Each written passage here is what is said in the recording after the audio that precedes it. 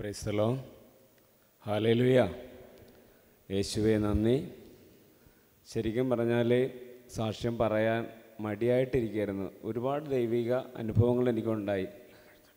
എപ്പോഴും പറയണ്ടല്ലോ എന്ന് നേരിട്ട് വേണ്ടിയില്ല. പക്ഷേ ഇപ്പം ഷിജു ചേട്ടൻ പറഞ്ഞതുകൊണ്ട് ഞാനും വന്ന് പറയുക.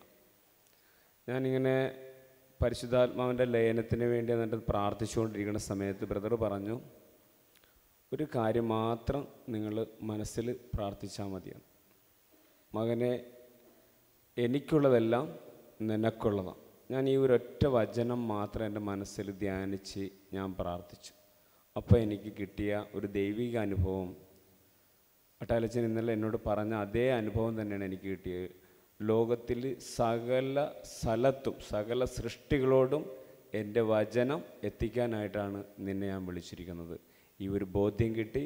ദൈവത്തിന് വലിയ മഹത്വം നൽകുന്നു. ഹല്ലേലൂയ.